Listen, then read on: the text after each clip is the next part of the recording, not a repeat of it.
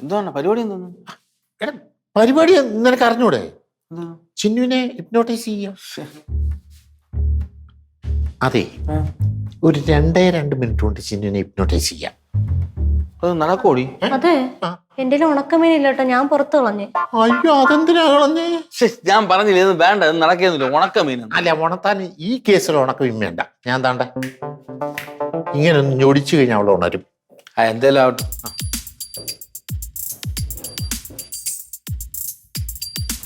അല്ല, നിങ്ങളെന്താ ഇവിടെ വന്നിരിക്കുന്നത്? പിന്നെ നമ്മളെന്ത് ചെയ്യും? അല്ല, ഇങ്ങനെ ആള് കൂടി കഴിഞ്ഞാലേ പെട്ടെന്ന് ഉറങ്ങത്തില്ല. ഹിപ്നോട്ടൈസ് ചെയ്യാൻ ബുദ്ധിമുട്ടാ. നിങ്ങൾ പോയി എവിടെങ്കിലും ഒളിച്ചിരിക്കെ അവളെ ഹിപ്നോട്ടൈസ് ചെയ്യുമ്പോൾ ഓരോരോ കാര്യങ്ങൾ അവൾ പറയുമല്ലോ. നിങ്ങൾക്ക് അവിടെ ഇരുന്നുകൊണ്ട് രഹസ്യമായിട്ട് കേൾക്കാം.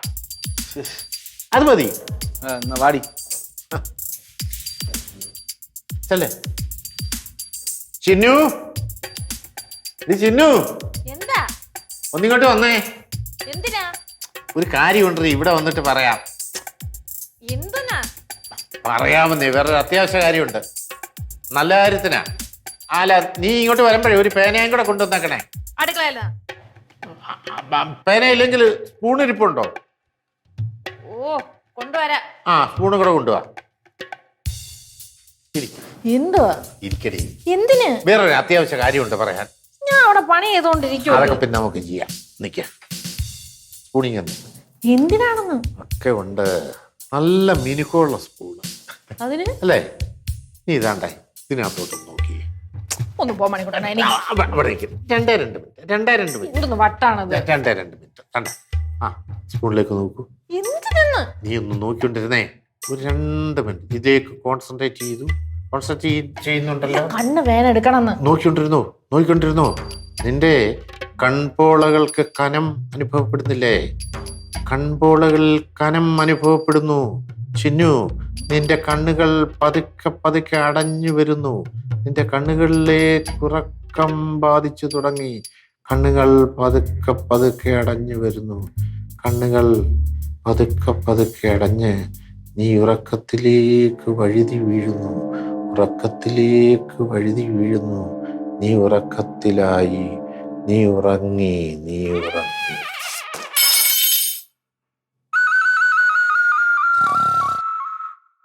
അണ്ണ മണിക്കൂട്ടാ.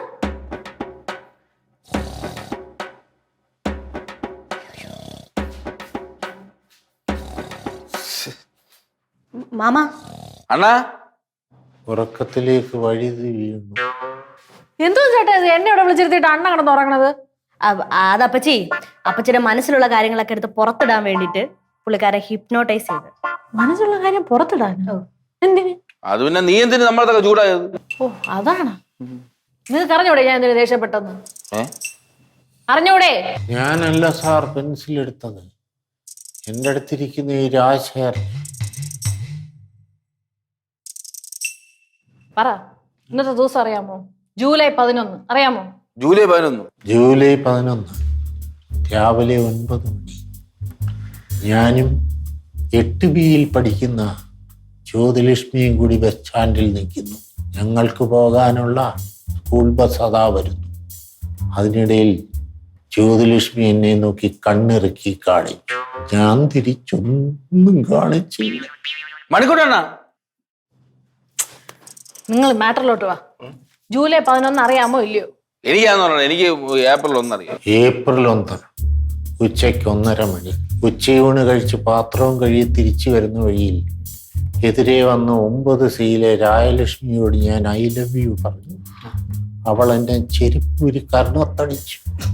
ഞാൻ തിരിച്ചൊന്നും ചെയ്തില്ല. അപ്പോഴൊന്നും ചെയ്തില്ലല്ലേ?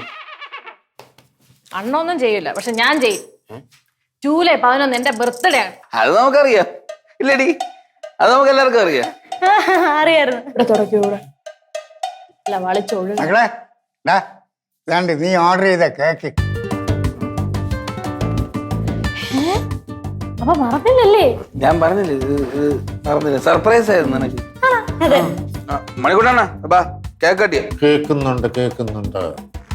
അവിടെ പോയി നമുക്ക് തിന്നാം. വാ.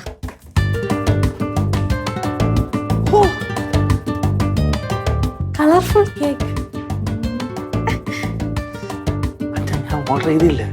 ഞാൻ ഓർഡർ ചെയ്തടാ. അടുത്ത ബർത്ത്ഡേക്ക് നീ ഓർഡർ ചെയ്യും. ആ കേക്കട്ടെ കട്ടിരി okay. Happy birthday to you, happy birthday Tinnu, happy birthday to happy birthday to you. നീ അങ്ങോട്ട് കട്ട് ചെയ്ത് അങ്ങോട്ട് തിന്നു. എല്ലാം കൂടെ അങ്ങോട്ട് എല്ലാം അങ്ങോട്ട് പിടിയുണ്ട്. ചെയ്യുന്നില്ല അങ്ങോട്ട്. നീ കഴിയും. പിന്നെ ഹിപ്നോട്ടൈസ് ചെയ്യുന്ന സ്റ്റാറിന് കുറച്ച് കൊടുക്കട്ടെ.